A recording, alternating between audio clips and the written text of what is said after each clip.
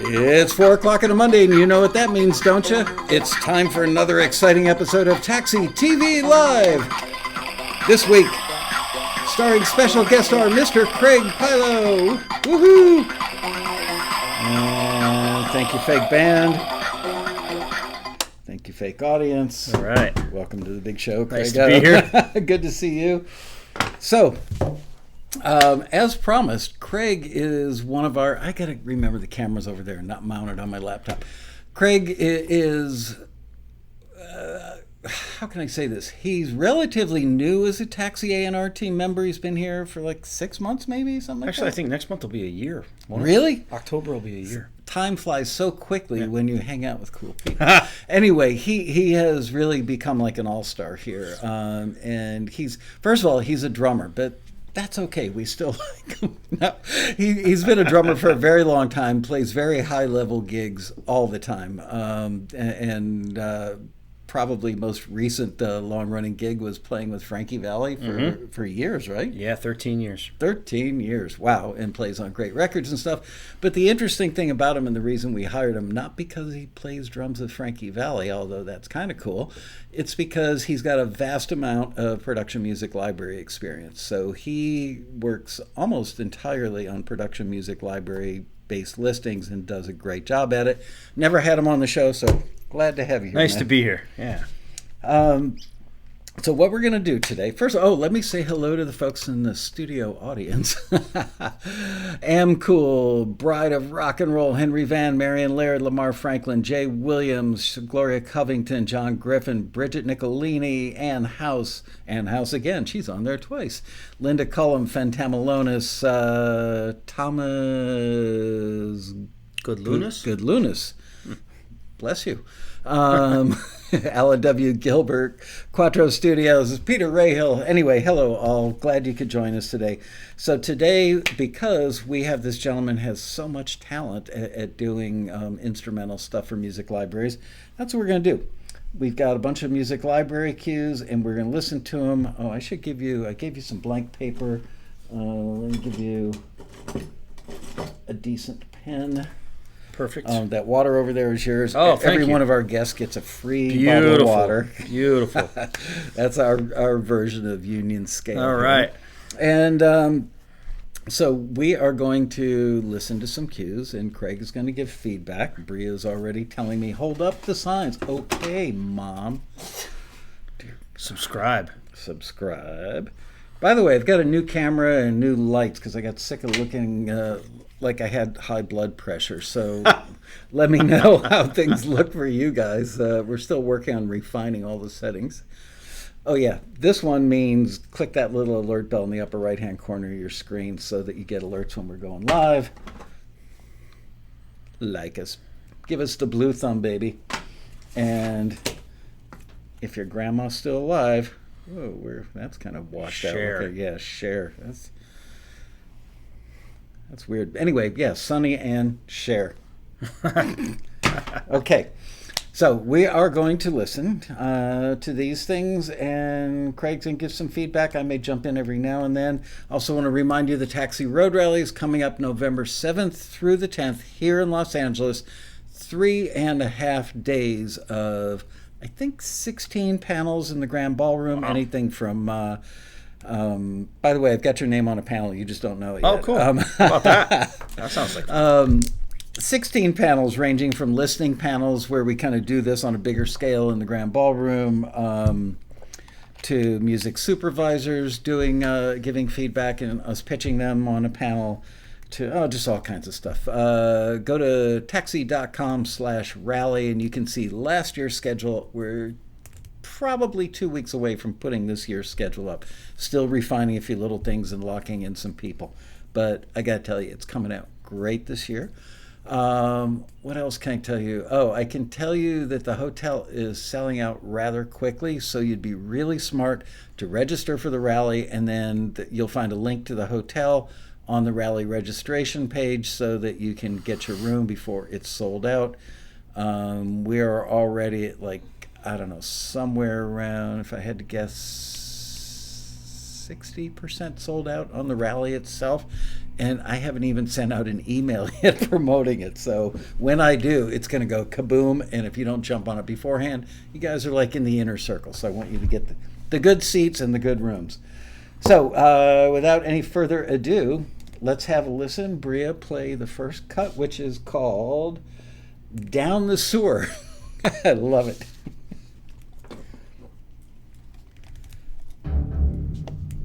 Bow, bow.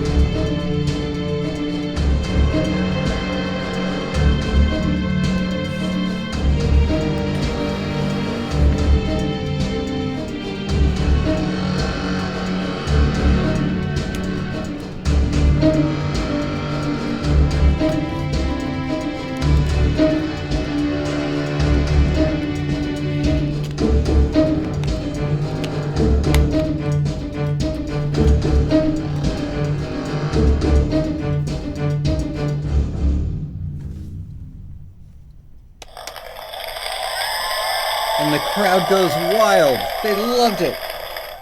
How'd you feel, Craig? I loved it. The first question I have is, what would that have been submitted for? Like, what would the listing have said for a submission like that? I would guess it's a form of tension. I actually wrote the word tension down. I thought I did. Yeah, I did. I wrote the word tension down. It's kind of a mysterious tension cue.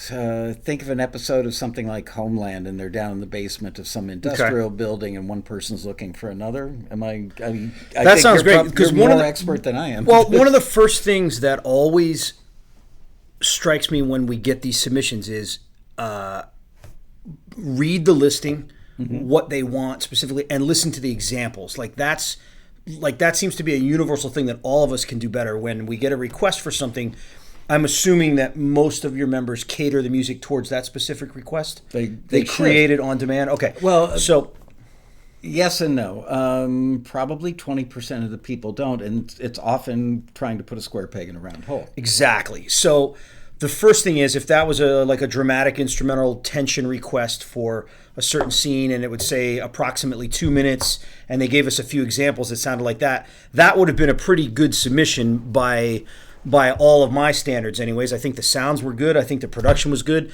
It looks like it was about 152, so a little bit short on duration, but definitely nothing that would have held it back.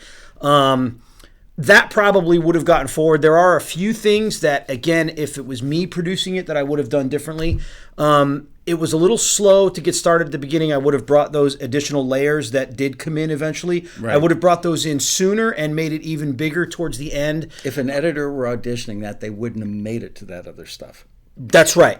At best, they might have skipped forward. They've looked at the waveform and skipped forward. That's exactly right, because there was too much of that bump, bump, bump. That happened way too many times. We were all waiting for the sharp. Yeah, I kept waiting for something to, and and again, it's a good idea. It was a well-written cue. It was a well-written thing, but it came across as very repetitious. And even at 2 minutes, I think that could have gone somewhere else and used another section.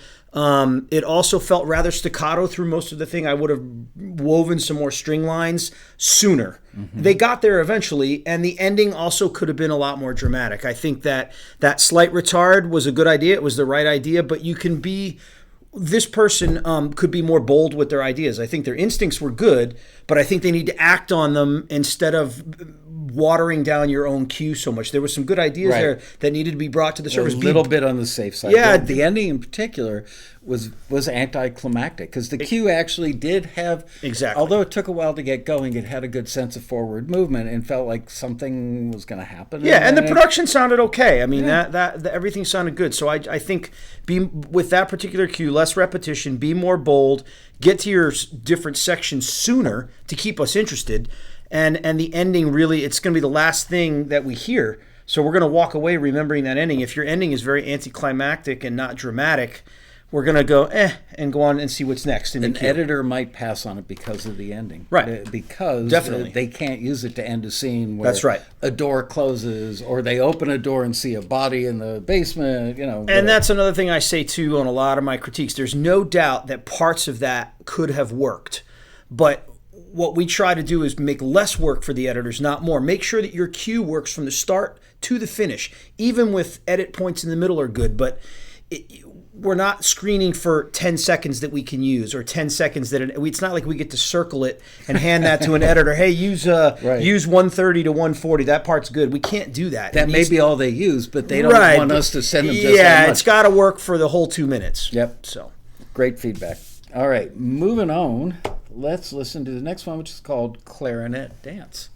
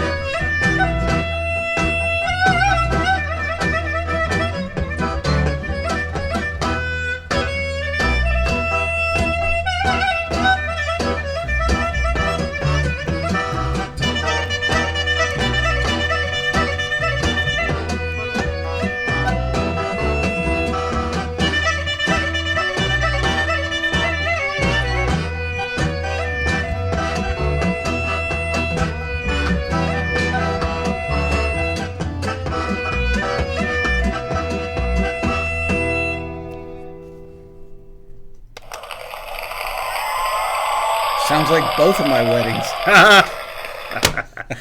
I love ethnic music in all shapes and sizes, from all square, all four corners of the earth. I actually was the music supervisor on an independent movie that had a lot of klezmer music. So not only am I familiar with this style, but I've created a lot of this music. You should have called me. I could have come over. You could have critiqued it. Well, I could have come over and made a kosher or something. I should have had you screen it. Is what I should have done. That should have been a taxi listing right there. There you go. I think this one again, totally on the right track. The melody lick out of the first of all, there was no intro, so give me like something before you just hit me with the melody, especially if you're going to repeat the melody that many times. Sometimes in listings we'll say little to no intro, but which is good advice, but there should be something, a couple bars. Yeah, almost exactly. like almost like the intro to a horror. Right. A drum turnaround, anything that bangs it in. Yeah, this would be a cue that I would say probably needs quite a bit of revision before it could be useful. Again, in concept, and the ideas are all really good. And I write that in my cues too. All good ideas here, but it needs a better arrangement. There was zero intro. You kind of hit with a bang, and the only problem with doing that is you leave yourself nowhere to go, and there's no developmental arc to that cue at all. It starts here and stays here. It looks like a brick on the waveform, and you want to see a little bit of dynamic and developmental contour. And then after repeating the melody, which I wrote down, the melody repeats way too many times, it needs to go to another section. And it also seems like it needs some chord changes. It's like you're vamping over one chord. So you gotta, like, even with the hora and stuff, you gotta take it through some changes. And there's not a formula for klezmer music, but all of it sounds, if you dug hard enough, you could find some sort of D minor progression that would work for something like this, as opposed to just staying on one chord. I don't have perfect pitch, whatever that was. I also noticed at the end that it went to a different pattern on what he's melodically on what he was doing.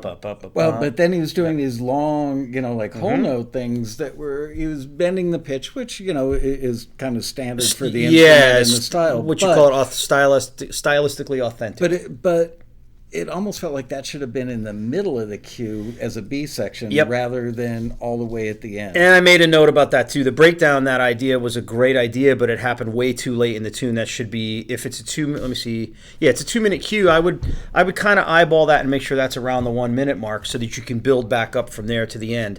Again, I think the ending could have been bigger. And then I heard some faint idea claps in there, which I thought was a good idea. But again, if you're going to do it. Like, bring those out a little bit. I couldn't tell if it was feet on a wood floor, what the intent was. But it was good. It was good. It was a good instinct. But again, either do it or don't do it. Don't make us guess. Like, what was that? What was that? Like, bring it out. I wrote down clicky things. Yeah, I wrote down claps with a question mark. Okay, but more of that and bring it out.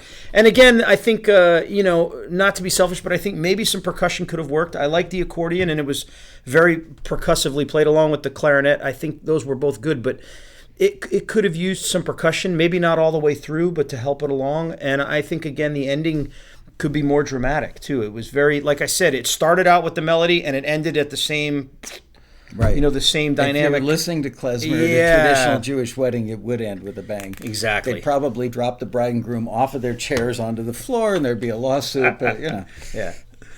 Somebody asked in the chat while we were listening to that one, how long is too long for an intro? You know what? There is no prescriptive number for that. It really requires a sense of feel. Put yourself in the shoes of an end user, like a video editor looking to slug music into a show, and you're auditioning stuff, and you're sitting in the chair, and you've got 300 tracks to audition for a particular 12-second space that you've got to fill in the show. So are you going to want to sit there and listen from top to bottom on these things, especially when it's got like a 30-second intro? No. So you want a short intro, but go with feel, not a number. In other words, I don't want to say all intros should be 8 seconds, all intros should be 12 seconds. They should be long enough to say it's an intro if you've got one, but not so long that you go, when's something else going to happen? And if you can't feel that, then just keep working at it until you can, because it's important. And I think at a slower tempo, you're going to need a shorter intro, 1, maybe 2 bars. If it's a slow tune, if it's a quicker tune, you can get away with 2 or 4. But I happen to agree with something you said earlier, which is shorter intros are better. Right. You don't need a 30-second intro. That's too much. I think at slower tempos, 1 or 2 bars are good. At quicker tempos, 2 to 4 bars of music maximum. For just what you said, like, let's get to it. Yeah. Okay, moving on. We're doing really well. Next one's called Looking for Clues, which, by the way, is a great title. If the music matches how I think it's going to match, that's what editors love, because when they see it on a list, they go, aha, I need that, looking for cues, or looking for clues. It gives a mental image of what the music is going to sound like and will cause them to audition it, versus, melody song or Bob's cue or, I don't know, I'm trying to think of something really generic, but that's a great title. So let's have a listen to Looking for Clues.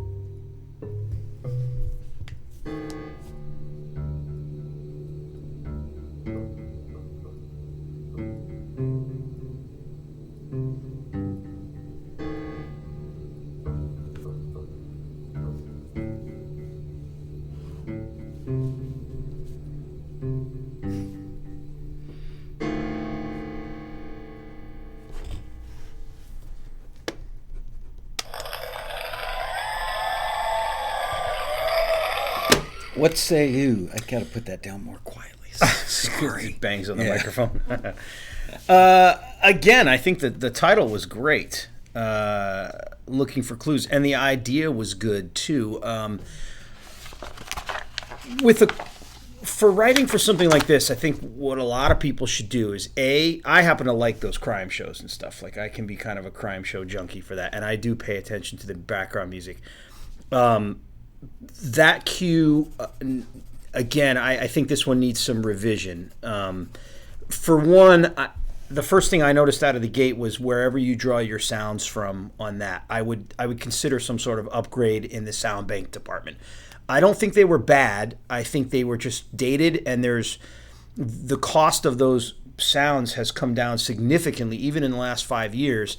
And a sound upgrade is something that shouldn't be put off, especially if this is something you want to do to generate extra income or you want to do it for a living. Invest in yourself a little bit. Arm yourself with the proper tools that you need to get better placements. And one of them is using better sounds. I mean, nobody's playing. They've gotten ridiculously cheap. Yeah. Several of the members have started sending emails to like companies that monitor looking for sales. Great. And some of the sales that I'm seeing online. Great. Send it to the staff because I can always use an upgrade too. I mean, seriously, I saw something. It was like $1,000 package that you could pick up on sale a couple of weeks ago for $179. Right. Like, I don't know what Complete goes for now, or Contact, or any of those, or like the Vienna strings, or I don't even know what the latest thing is, because even my sounds at home are pretty outdated, but they're better than what we just listened to, and mine's outdated as well. I don't think I have the current version of everything, but so yeah, upgrade the sound bank. When you're at the road rally this year, right? The guys from Vienna will be at the rally. Great. They were there last year. Great guys. Great. And they do a rally special every year. So, oh man, I got to get my name on that. Yeah. On that list. So better sounds, and that's true for a lot of what I hear too. That's a pretty universal thing. Be objective when you submit these cues. B it with the examples that are in the listing. Does this sound comparable? Is the audio, are these sounds comparable? Are they with this cue in general, I think this needs more of a central theme. I think even though it's somewhat of a dramatic underscore or a kind of a crime show-esque kind of thing, you still have to have a theme or a melody, even if it's slight. And this was almost more like sound design. Yeah, and again, there's nothing wrong with sound design, but most of what's come across my cue to screen is actual music, and it doesn't say we want sound design. We want a cue with a developmental and dynamic arc and a theme and an intro and an outro. It still needs all those things. Now, for something like this, it needs to be more subtle. You don't have to have a real notey melody. It can be a few things, but it should still state that. State the purpose of what you're trying to do. I think that pad and that drone that was underneath, that could have been a little bit louder. That'll help you tie things together. And again, a better ending. I hope, will there be any classes on how to write an ending at the road rally? Because I know that's another pretty consistent thing that I hear. And I think people, they feel good about their cue, and then they're like, oh, we did 2 minutes, let's just cut it off, and maybe I can get another one done. It feels like they don't spend enough time. Could you actually do 90 minutes on how to do endings? Because the classes are 90 minutes. I mean, it seems like that's one of several topics, not a topic, but I could, but I don't know if I'm the right guy to do that because I wasn't really a composition major. I can do it, right? But I understand. I have a degree in music, so I understand a good coda, how it's written. Can you do me a favor? Because I think I've got you on one of the lists. I think I've got you on an instrumental listening panel in the ballroom. Can you put together a 45-second to a minute long thing of just some endings? Oh, absolutely. That I could do. And burn that on a CD and then just give it to me right before absolutely. the thing. And at some point we'll bring this up and play a bunch of good endings. Good endings, yeah, definitely. And it just seems to be like I've seen cues in my or music in my queue that could have been forwarded until I hear like the last 5 seconds of it, and then it just stops or it cuts off, and I can see you guys sitting in front of your dog going, wow, I wrote a great cue. This is really good. Cool. On to and it's like, well, wait, finish it. Like, right. give me a good ending so that we can get this to somebody who can use it. But when it stops too abruptly, or like that one, it's not that it was bad. It just could have been better. And if you A/B it with the examples or what's being used in TV, that isn't it.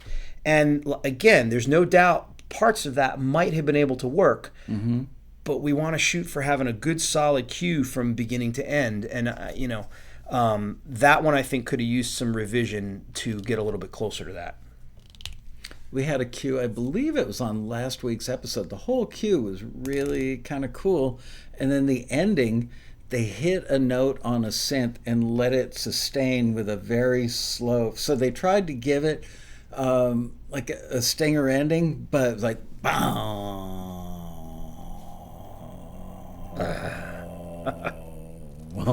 making it completely unusable for what an editor would need to do. But the rest of the cue was great. A lot of the libraries, and I don't know specifically about the ones that you guys submit to, but a lot of libraries, if you go to their websites, they'll have a box or a playlist of recent placements. Right. In other words, things that have gone into shows like this month, not from a listing last year or 6 months ago, like this week or this quarter, as you know.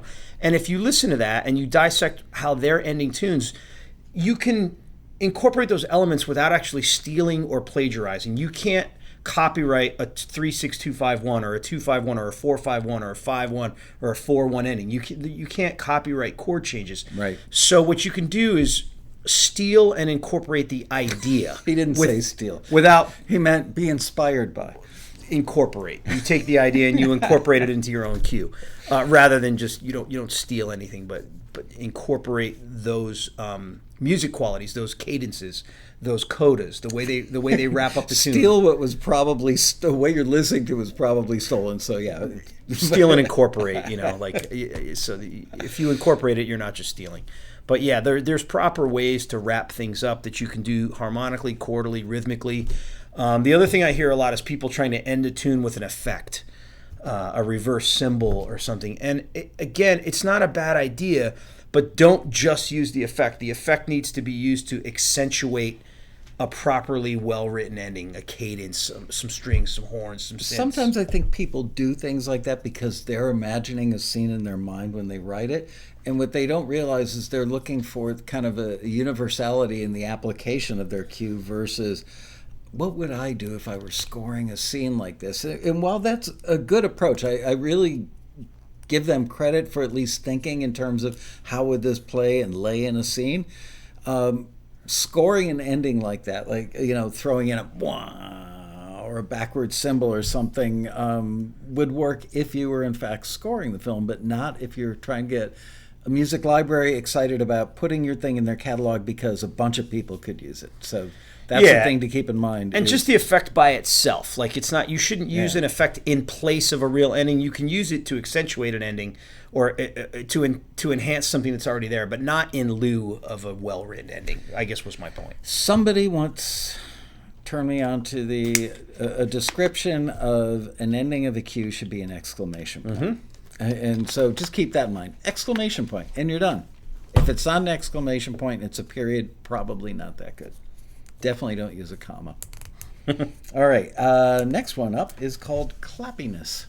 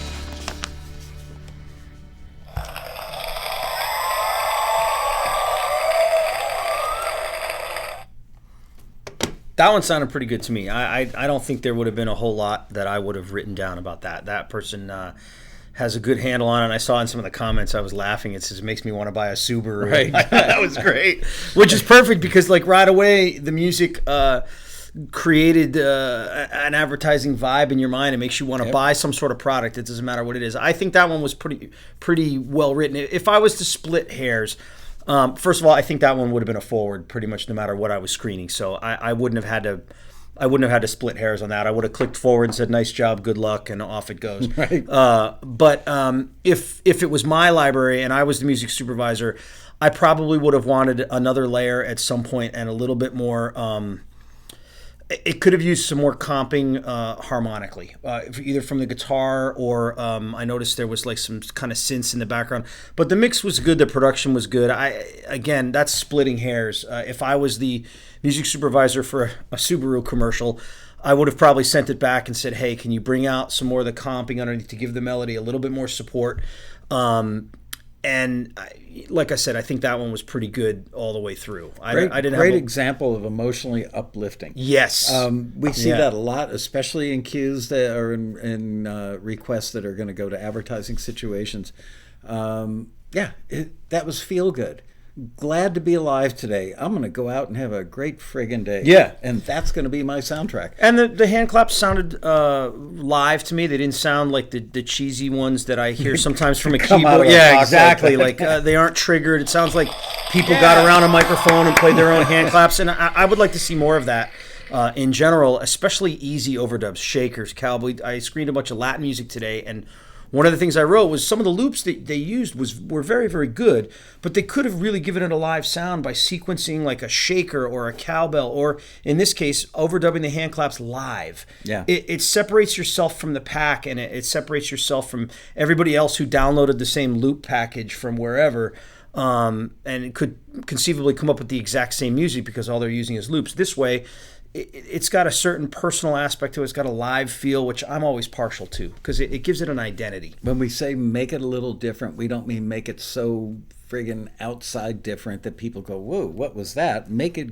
just different enough that you notice something like organic hand claps. Right, exactly. That can be the difference. I mean, that sounded good to me. If they were programmed, then that's a good program, and Right. and I couldn't tell the difference, so that's fine. It could be a combo. Yeah, but I something think out of the that box person with did a with nice real job. hand. That was a really good cue, so whoever that was, hats off. Okay, next one up has a title that I would recommend changing. It is Yeah. 332. 3:32. That's not going to indicate anything to me. Right. It's not going to tell me anything about what to expect, and I kind of No want the genre, no I kind of mood, want no the title motion. to tell me a little bit about what's coming my way, but In this case, I'm afraid it's going to be 3 minutes and 32 seconds long. There you go. Let's find out. Bria, can you play that funky music? Is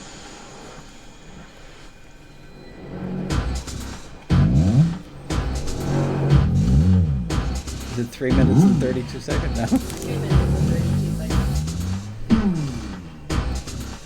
It is.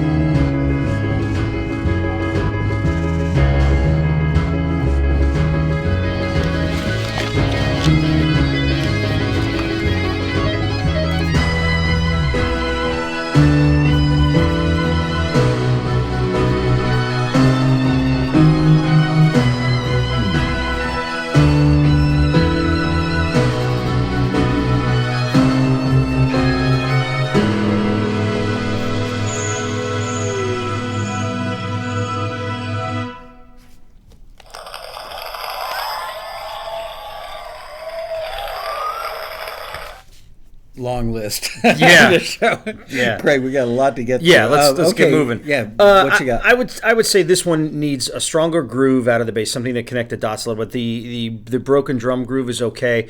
This one needed more thematic and melodic content. I think it was a very percussive bass track, and those are good, but you still have to have some theme and melody on the top of that. And I didn't hear a whole lot in the way of sections. Even if you stick with the central theme, which is good for this, I think this needed more focus overall. It's kind of like a rock opera. Yeah, it was very off in a few different directions and borderline on soundscape in a few spots, which again isn't bad, but depending on the listing, this would have been one I would have recommended some revisions on. And oh, you got a sponsor? Yeah, Rockstar. I almost forgot. This There you week's go. sponsor is Rockstar. Excellent. So yeah, more focus on that one. A stronger drum groove to connect the dots a little bit, and less cuteness in the sound effects and stuff like that. A more focused groove around a singular theme tends to work pretty well for that type of submission. And please, please, please change the title. When I started listening to it, I went, Yeah. okay, so the title didn't give away what kind of mood, what kind of cue, what kind of application this is, nothing. And then when I started listening to it, I'm going, what kind of scene would I use this in? And I couldn't think of one. And the only thing I could think of was if you had scored this to a picture, a particular thing, then maybe it could work. But on its cues have to stand on their own. So when somebody auditions it, they go, oh, this would be great for that. I don't know what that one would have been great for. Didn't suck. But No, it did wasn't somehow. bad. It kind of lacked focus, and it lacked like an identity. What box we can put that in? And here's one. The next one is called Give Chase. What could that be for? Let's find out.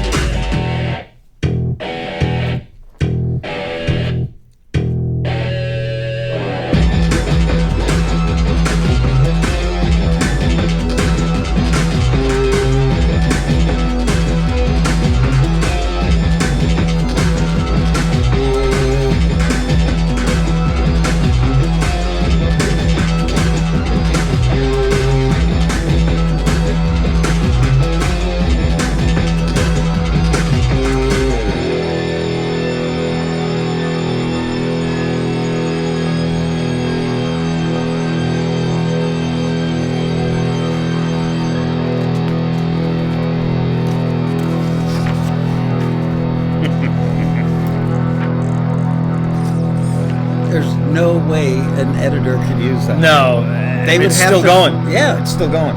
What's the point?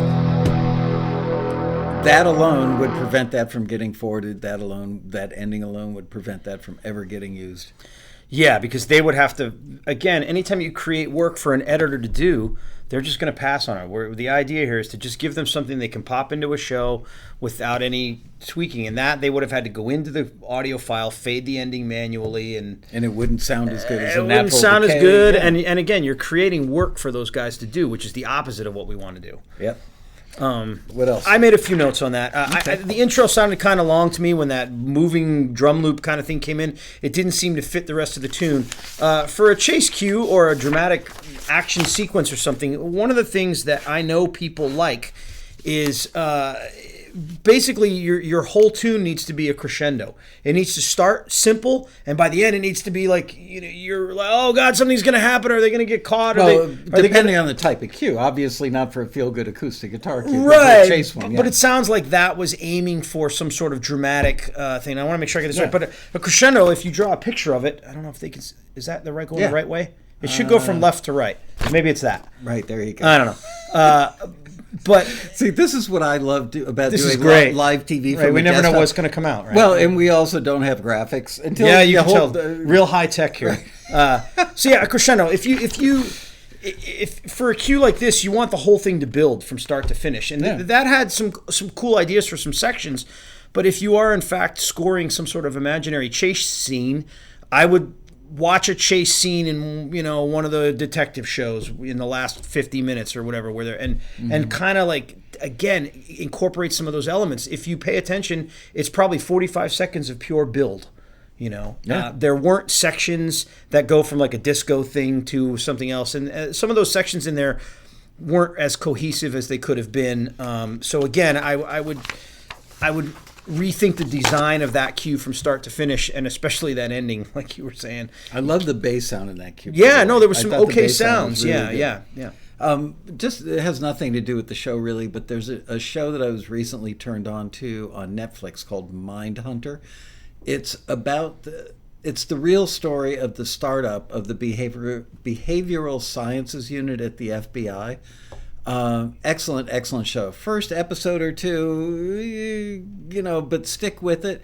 I binged 2 seasons of it over the last week, and So it's like Criminal Minds, but the real story. right. And they talk to Charles Manson in the show and other big time serial killers, and I got to drive by his house later. really, yeah, great. Right? Don't I have to drive by his house? I think I don't? I think that It's not on Oh the no. way? Oh, Oh, okay. he's thinking of Spawn Canyon. Yeah, that's on Alpha Rocky Peak. Right. Oh, okay. All right. Anyway, one of the things that makes the show great is they had a lot of period music in it. And some of the songs, I mean, I'm sitting there thinking their budget for music on the show must be insane. Then I went, oh, you know what? These are probably re-records. These are probably clones of the original masters, but really, really excellent clones. So the show, just for the music alone, is worth watching. What is it? 70s music or what is it? Yeah, 70s. Oh, there you go. 70s now. It should be moving into the 80s because they've gone a few years, but and lots of music in the show, so definitely worth watching. That's up my alley. I'd check that out. What's the name of it again? Mindhunter. Mindhunter. Yep. Okay. Okay, next one is called Break of Dawn.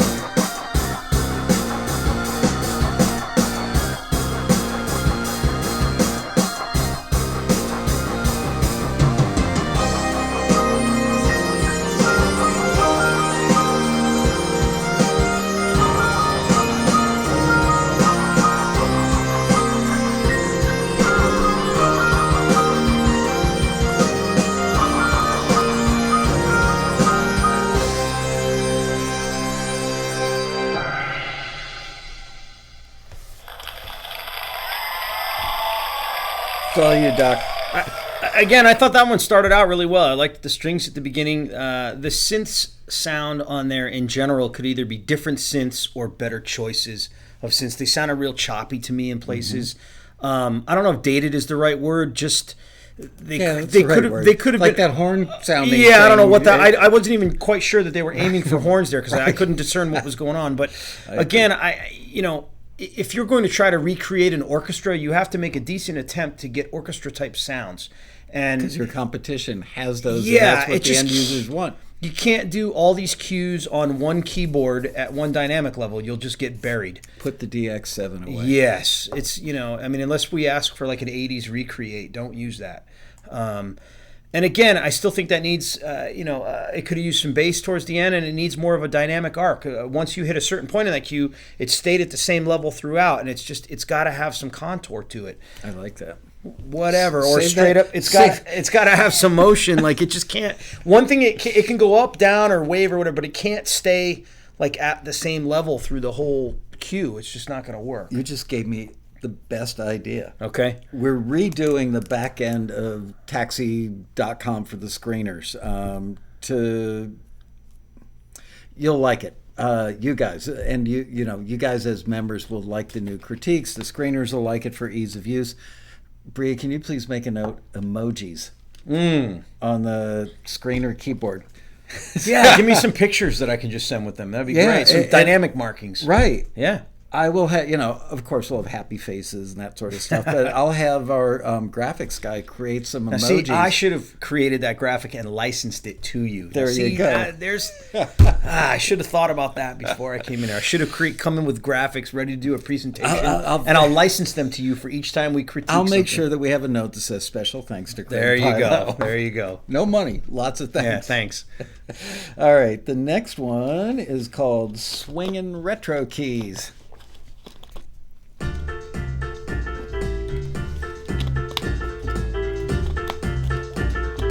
That's a familiar melody. Yeah. Razzmatazz. What song is that though? Is there a song called Razzmatazz? Yeah, something like that. Yeah.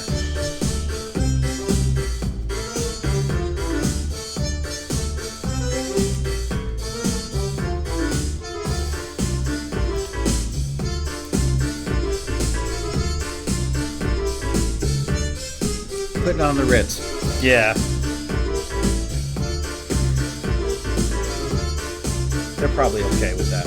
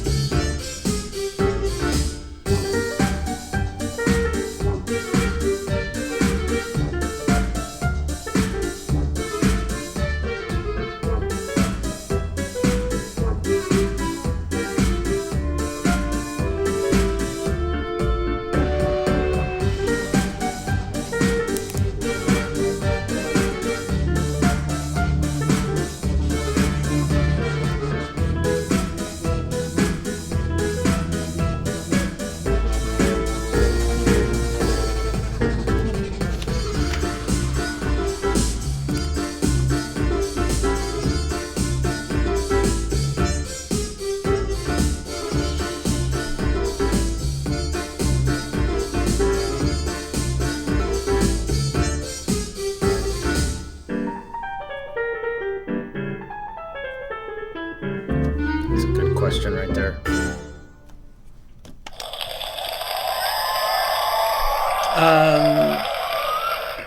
Polly's asking a question. Are the cues we're listening to tonight written for specific taxi briefs?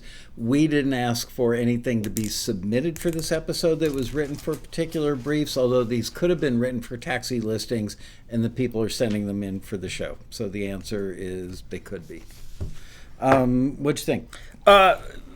This was a pretty good cue. I'm not really a big fan of this electro jazz, synth jazz as a genre. That's not my wheelhouse, but that was actually pretty well put together. Again, if you're going to write nearly 2.5 minutes, you still have to add more towards the end. Again, that cue is following the same guilty pattern that a lot of these are, which is you have somewhat of a nice intro, like they have that, a first part is A section and B section, but then it just kind of stays there. And again, if you're going to write more than 2 minutes, it's got to go somewhere. Right. It can't stay in that same dynamic and range. And there's ways to do it. You can add some layers, you can take some layers out, you can alter or stack the drum groove a little bit or beef up the rhythm section, but it can't stay in the same place. I thought that was actually a pretty good cue, and I did screen some electro synth jazz not too long ago, and that's probably one that would have gotten forwarded. But again, if you're going to write more than 2 minutes, it's got to go somewhere. The ending to me was, it's like Still all flat. This, Yep. right? You all of a Yep. sudden, instead of building exclamation point, it's building, and then it just ends. and then it's kind of Yeah. like a romantic scene in a movie that doesn't. It doesn't finish. Yeah. What's the word? It doesn't have the money shot. I forgot this YouTube. We can say whatever we want, right? Yeah, Okay. and I'm trying to keep it clean, but Good. you know what I'm saying. Gotcha, Is that it's anticlimactic. Right. Yeah, it's like all of a sudden, oh, let's end it with just a piano. Right. Not everybody finished. Got Right. it. Yeah. Thank you. Gotcha. All right. Next one is called "Hit It, Baby, Rock It Out." I love that title. I thought we were on. Oh. Wait, Did you miss one? Exploring. Oh, I did. You're right. We're going back. Sorry, I missed one. Exploring Andalusia. Went there on a vacation once. Kidding.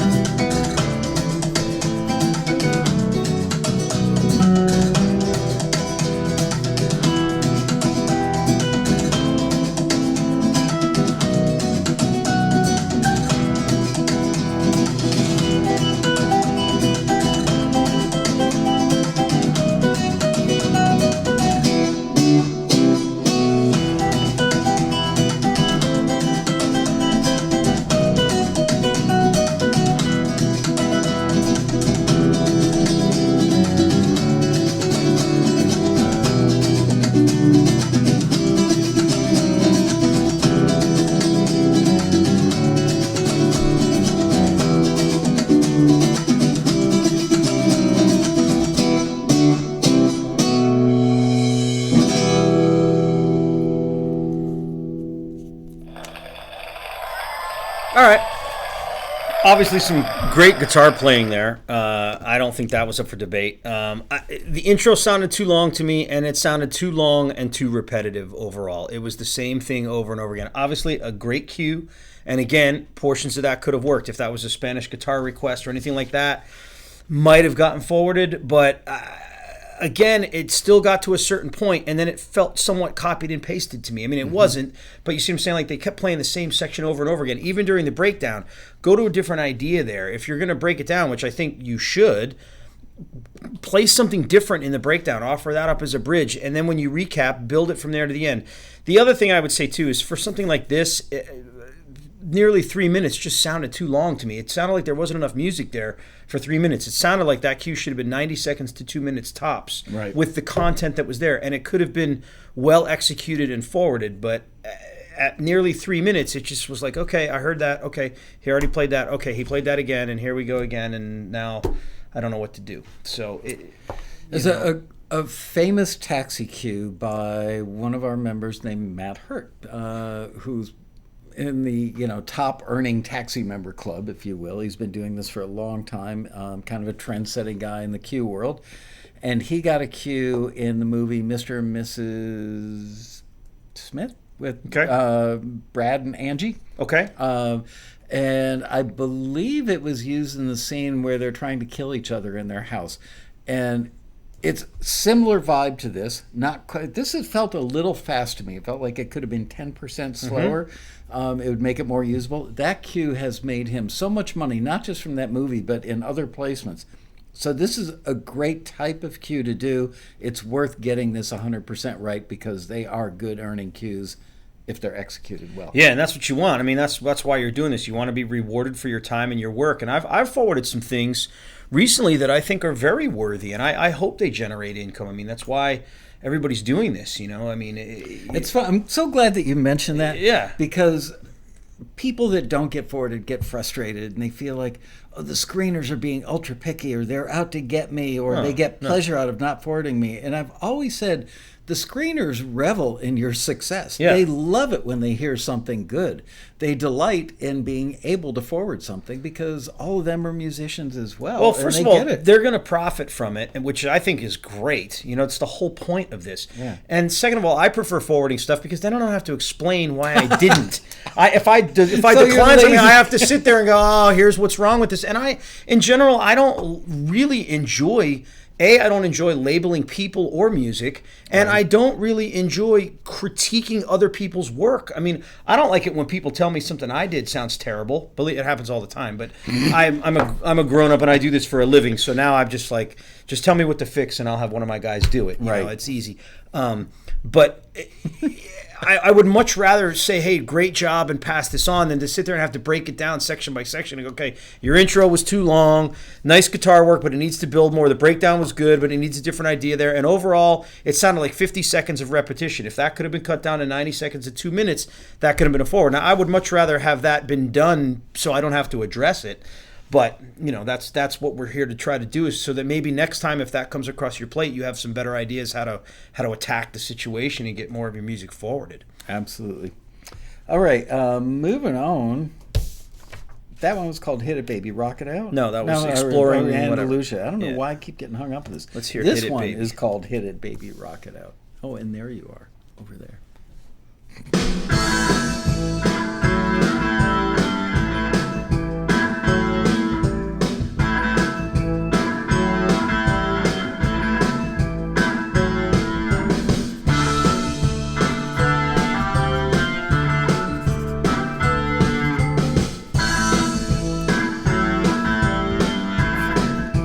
Yeah.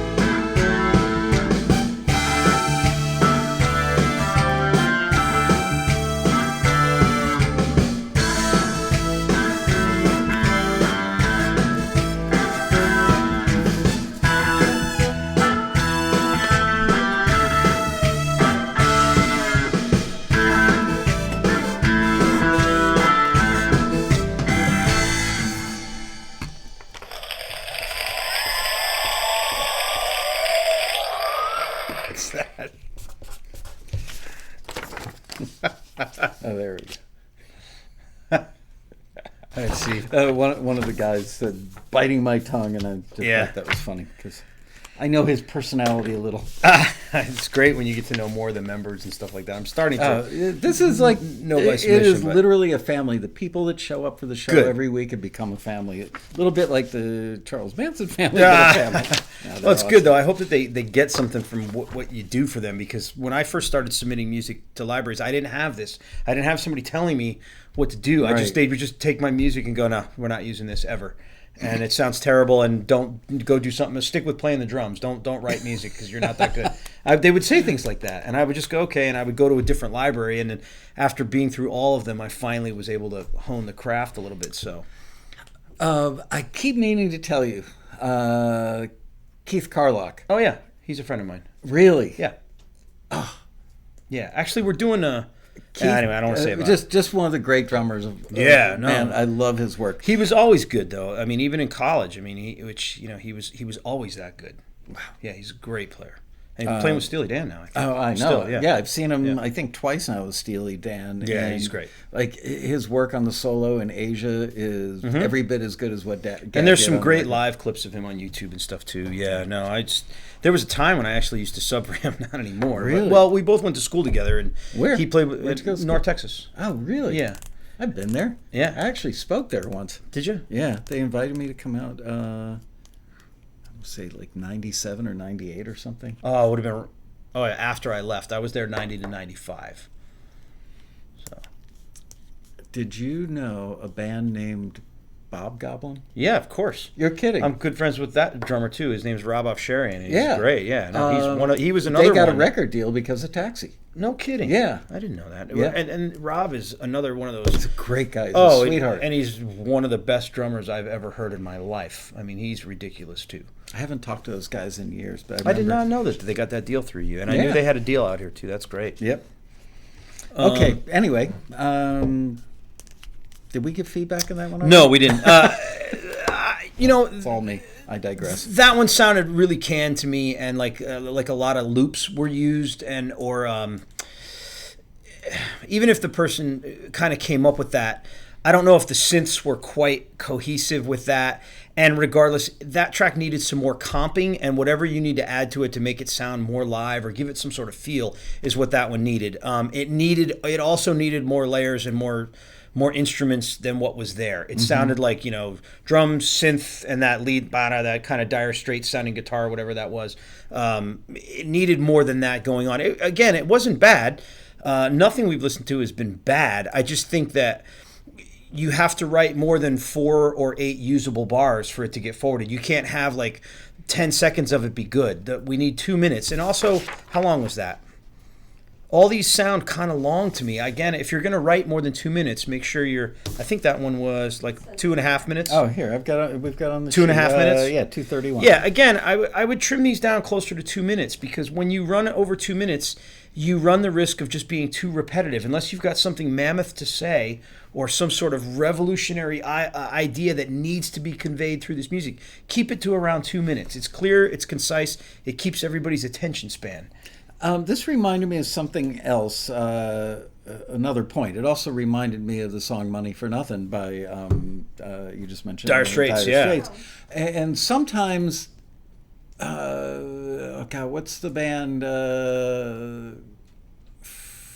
There's a band. There are a few bands actually that people create a lot of work that sounds like other artists but doesn't rip them off in any way, shape, or form. Style alike. Yeah, and what's the band? Long beards, sunglasses. Why can't I not? ZZ Top. ZZ Top. Yeah. You can never go wrong having a bunch of ZZ Top-ish cues.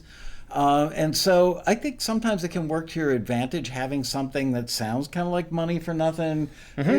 People, it's got a certain familiarity without sounding like it's ripping somebody off. That can be a good thing. This was a little too close when it I think so first came too. in. Yeah. Yeah, even that electro jazz one, I think, really hinted at getting too close to a popular melody. It probably would survive a lawsuit, but again, I don't think library Surviving a loss, there are right, no but you see what I mean. survivors. Like, you'll probably win if they get their ethnomusicologist lawyer on you. You will probably win the fight. But the truth of the matter is, no library or production house wants to get that close or deal with it, Right. because, like you said, nobody wins. And I've had experiences with libraries that I've worked with that have gotten sued, and the outcome is not good. No. So again, don't get too close to those melodies, no matter how much of a fan of a band you are. Sometimes it's you're not even aware of it. I'm sure if I were a songwriter, everything would sound like the Beatles, the Eagles, Steely Dan, bands that I loved and grew up with. Yeah. And I get it, but you have to be careful. Maybe play your stuff for somebody else that can be an objective ear and go, That's something I write in those custom critiques. I write that a lot too. Like, don't be afraid to get another engineer in the room, somebody who's better at it than you are. I do it all the time. I have some really famous engineer friends. I float them the mix and go, hey, can you tell me what's wrong with this? And sometimes it doesn't even have to be like a famous person or somebody that calls himself a producer or an engineer. Just somebody who's really got a knack for songwriting or for engineering, whatever you need help with. I'm not afraid to ask, and I do this for a living. So I'm never afraid to get into a room with a producer and go, hey, help me with this. I don't like how it goes into the bridge. And they may not have the access to famous people that you do, but you can go on the Taxi forum at forums.taxi.com and ask your fellow members, what do you think of the mix, or what do you think of this cue? Our members who are successful have several things in common. Number one is they watch the show. Number two, they go to the road rally. Number three, they heed the advice of people like Craig. They also go to peer-to-peer in the forum section, and they put their stuff up there and go, what do you think? And know that you're not going to get feedback that's 100% right 100% of the time, but you'll get feedback that's like 95% right 95% of the time. That's really valuable. So, and just know that you've got a cheerleading section there, not a bunch of people waiting to, put a noose around your neck and make a public spectacle out of your music. So use that. It works. Okay, next one is called I Am Electric.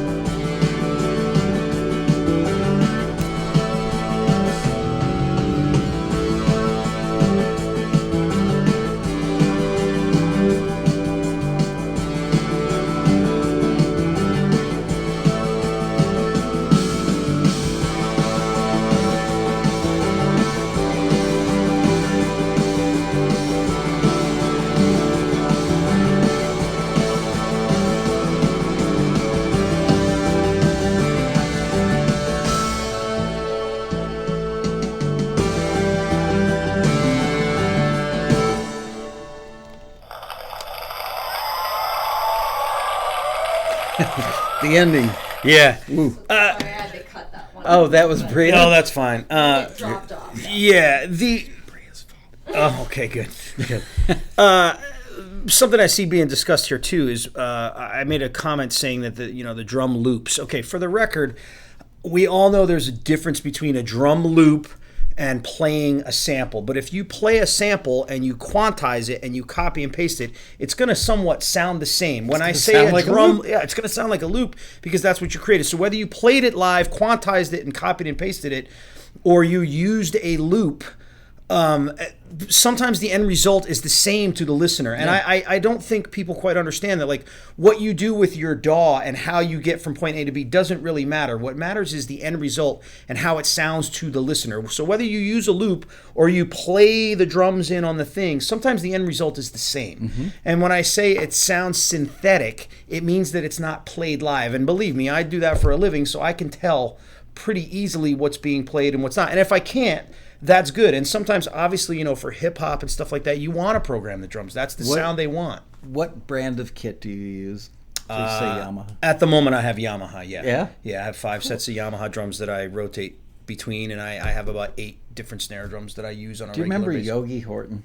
I do not. He was Luther's drummer. Oh. And I ran a big studio in New York for 5.5 years. Yeah, I was impressed with some of the projects that you've audio engineered as well. I remember. Well, this place was audio post mostly. I did some Yeah. records there, but I got away from doing records so I could spend time with my family. But we had a music room, and I would do big jingles and sometimes work with Steve Gadd and people of that ilk, Yeah. on a fairly regular basis. So I needed a really good kit. So I called up Yogi Horton. He went with me and picked out a Yamaha kit as our studio kit. Amazing drums. Yeah. I loved them.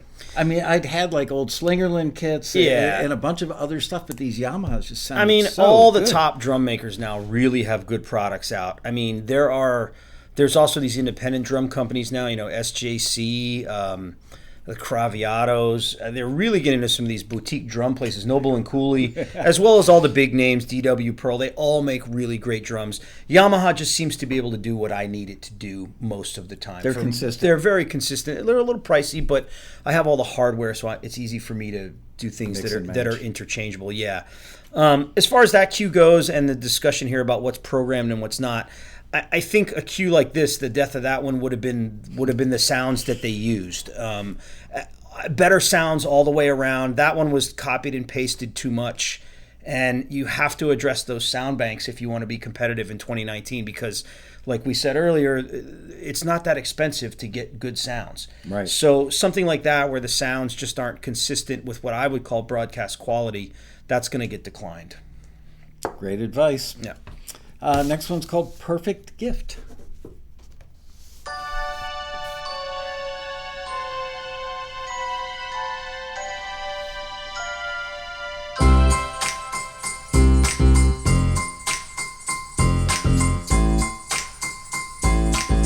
It's funny how when it starts out with great fidelity, Yeah. you instantly pay more attention. Yeah.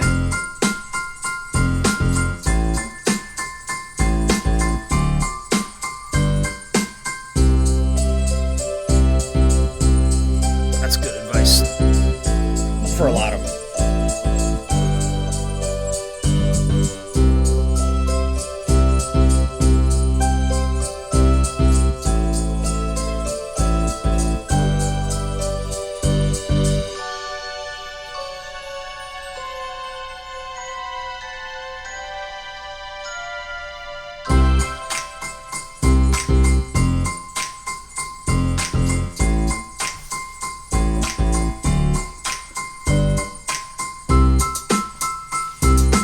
Must be good for Hallmark Channel.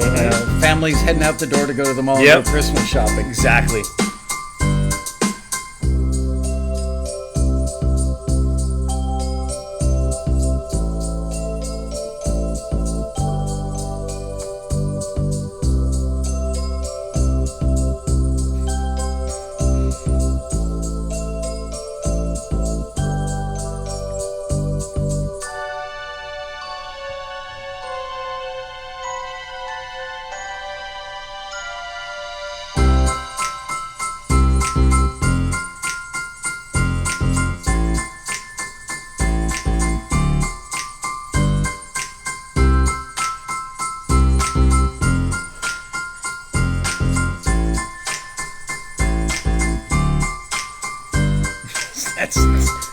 Are they talking about me? It's Steven Seagal's younger brother.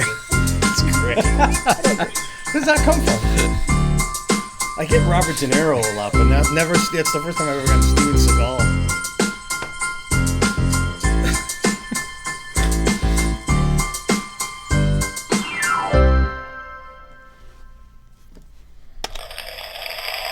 And there's my stinger ending. I think that one was great. I mean, you could tell, somebody with some composing skills on that one. I like the way that the piano melody and the bass notes were used. I think that one was really well put together. Again, if you're gonna go 2.5 minutes, there was that one main section was repeated as is, maybe one too many times. And if you're gonna do it, maybe add some bells, like some Glock or something like that. Somebody just said, I bet he's a better actor than Steven Seagal. I love you guys. What's funny is that I usually get like Robert De Niro or something like that, or any of those kind of Italian actors, because I'm from Italian descent. I've never had anybody say I look like Steven Seagal before. Well, we Jewish folks look a lot like you Italian folks. I guess they're pretty close. I mean, who am I to go up against whatever they're seeing on their screen? But our two cultures like food the same. Yeah, I can prove that to you. Anyway, that was probably borderline. I'm for obvious Christmas request that might have gotten pushed through. But again, just be careful if you're going to write more than 2 minutes. Make sure you have something to say. It's really important to not copy and paste sections as is. Like if you're gonna, repetition is a great writing tool because it helps your theme resonate with your listener. But add to it, put a Glock part on top of it, layer something onto it, maybe some pizzicato strings. There's things you can do to separate one section from the next and to help again give it that dynamic build. This one also had a great title, which I just noticed. It's called Perfect Gift. Mm-hmm. So yeah, going along with my own perception of how I could imagine this in a scene on the Hallmark Channel. Yeah. The family's heading out the door to go shopping. Yeah. Perfect gift, perfect title. All right, one more, and then Craigo's got to go because he has a gig to play tonight. All right, this last one is called Alone.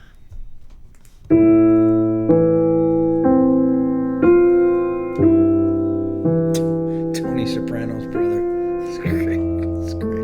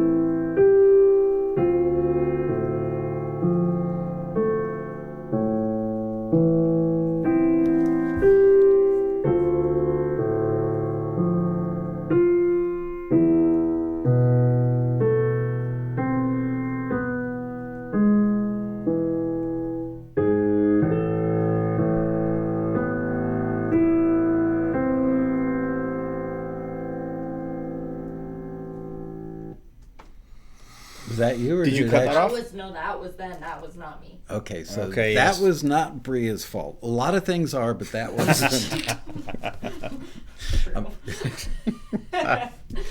That was good. Again, depending on the listing, that could have been a forward because I could see that fitting a lot of different scenarios, which is good. Libraries like having those cues that can fit into more than one scenario. I It think made that's me want to clearly- swallow a bottle of pills. Yeah, it definitely did a good job creating the mood. But again, I think even that one, it was largely 3.5 minutes of the I think same that thing. was probably created as a song, Yeah.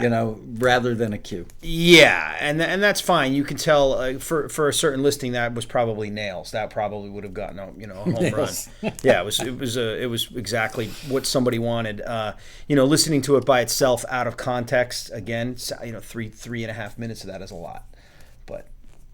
But again, I think depending on the listing, that certainly got the mood accomplished pretty well. We should have you do a thing at the Road Rally one year, how to make program drums sound real. Can you do that?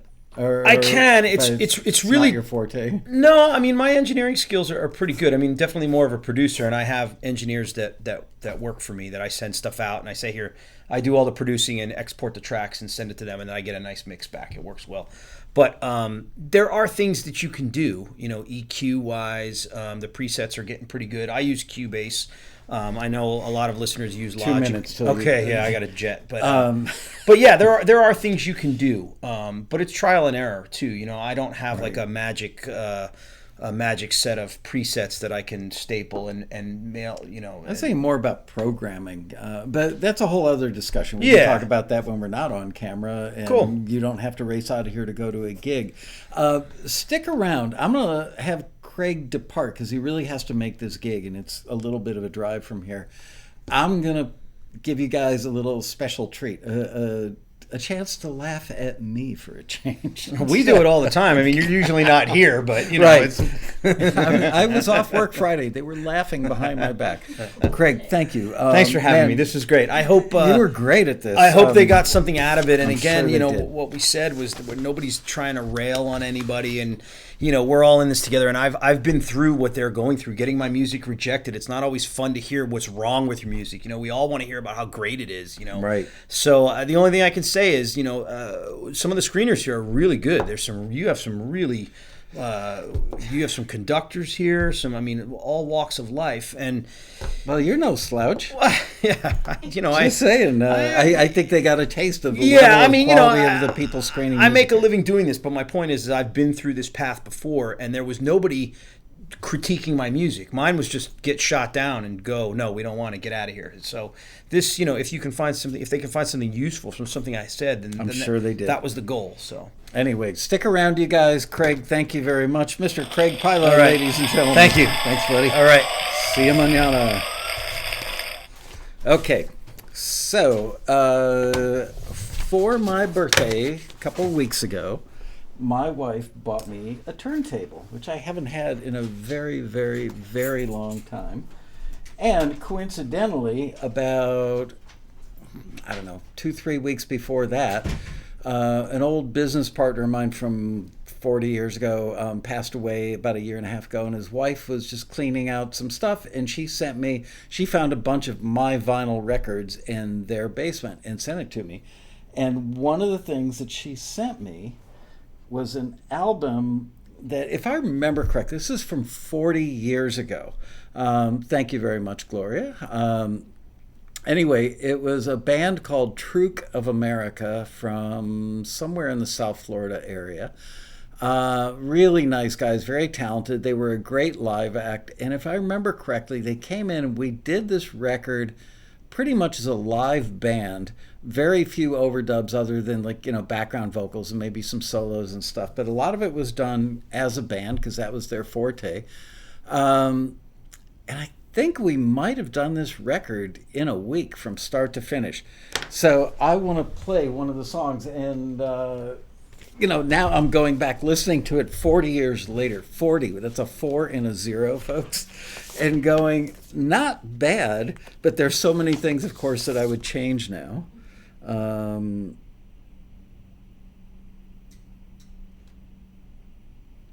Let me find one. Yeah, one or two of the things I'm listening to it the other day. I was here Saturday working on Road Valley stuff, and I was listening to it going, dear God, how did I not notice that the lead vocal was really low in that? Or how did I not notice that the stereo reverb is pulling to the right when it should have been more centered? But it was 40 years ago, and I think that I had in that studio probably 4 compressors. I was working on an MCI 500 series console, not an SSL yet. Didn't have a lot of outboard to use, and if I remember correctly, I think that we mixed this in a day, the entire album. So we probably did an hour or 2 per song. And you're going to hear some clicks and pops, but it should be... Whoa. Let's see. Do a little test here and make sure that... Okay,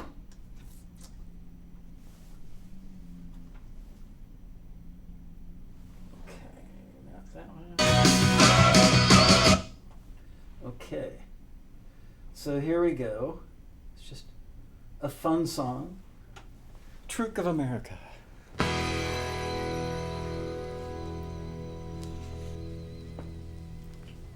You guys can critique my mix.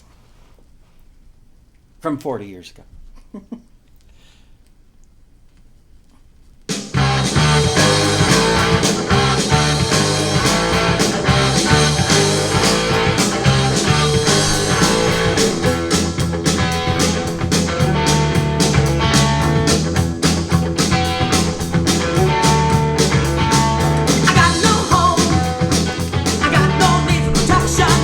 I got no phone, I got no special connection, I got no blue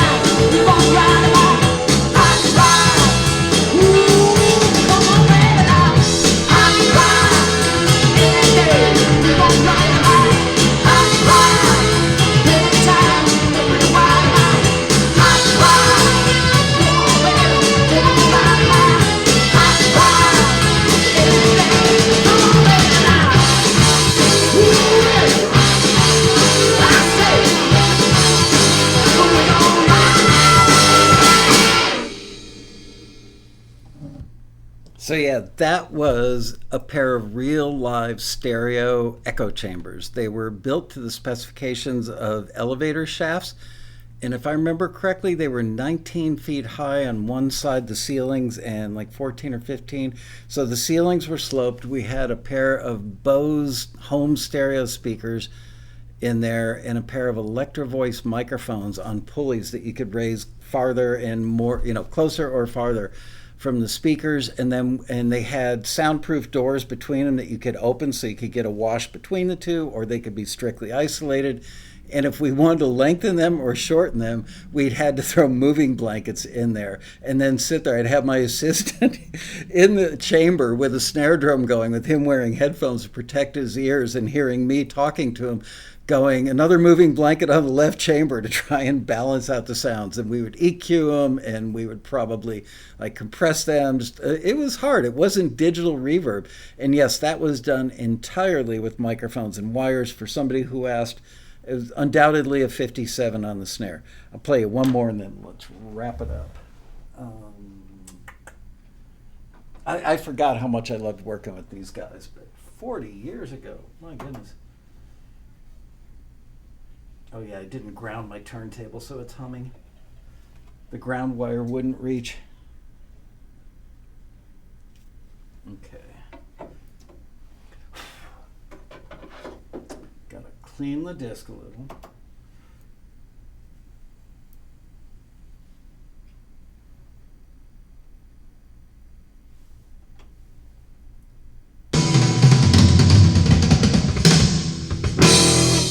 Real drums. Real hand claps.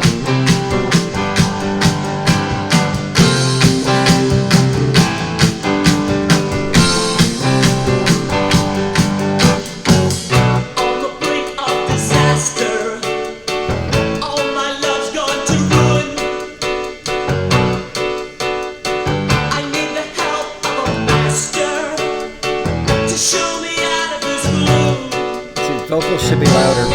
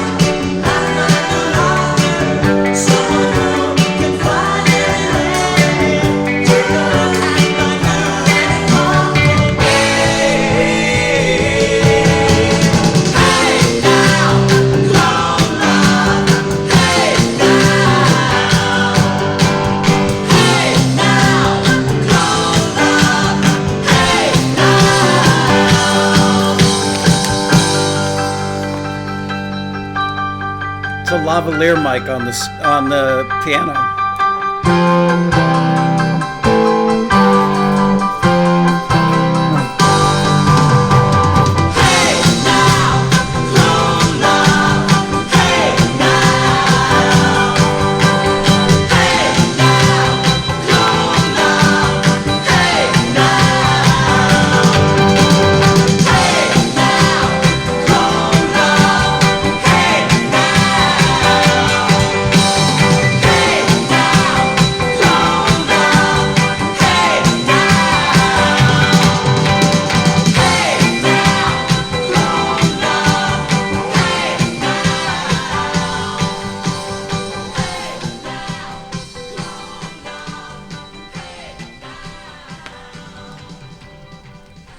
A fade, not a buttoned ending. Anyway, I gotta. There you go. I put that on the other day. I literally had not heard that probably since, I don't know, 1980, 81, something like that. And I'd forgotten how good those guys were. And it was a fun record. I love doing stuff where the full band was in the room, very few overdubs, and I knew they'd be good doing it live. Like, first of all, I think financial considerations required that we couldn't spend 2 months doing a record with those guys. They just didn't have that kind of budget. And they played a lot. I think they played probably twice a week, every week, all year for years. So they were used to playing together as a unit. And I think we probably spent 2 or 3 days doing the overdubs and then a day or two to mix it. So it was pretty quick. But yeah, very little gear in the way of outboard, clearly analog. We had, I think I had a pair of LA3A limiters, probably an 1176 and an LA2A. Oh, and a pair of DBX 165s in that room. What else? I think I had just finished the day before, or 2 days before I worked with them. I had Cheap Trick in the studio, and I think that Cartage hadn't picked up Rick Nielsen's stuff yet. So we had, I want to say it was a Fender Super Pro or something. It was like 4 10-inch speakers. So that amp made it onto this record. Thank you, Rick Nielsen. It was a lot of fun. Anyway, glad I could share that with you. Thank you for the kind words. And we will see you next week. I think, you know what? Next week is the 23rd. There's a Monday. I think it's the Monday after that I'm out for Rosh Hashanah. So make a note now that there won't be a Taxi TV. You know what? Let me get my calendar and check that really quick.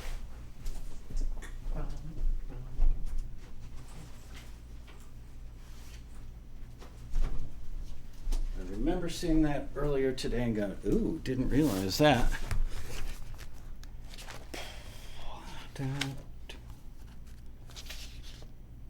Right, so no Taxi TV Monday, September 30th. There will be something next week. Actually, I had an idea for a show, and as long as you guys are still here, I want to do a show next week where we incorporate one of you guys on camera and do a split screen show. So anybody that has an idea for a show and you think you'd make a great guest, I guess I could scoot over here, send an email to taxitv@taxi.com by Wednesday at 5 p.m. our time this week, and let me know what your ideas are, and we'll see if we can find something that could actually make a whole show. Okay? And that's it. Without any further ado, I bid you adieu. See you next week for another exciting episode of Taxi TV Live. Woo! Oh yeah, I need this one.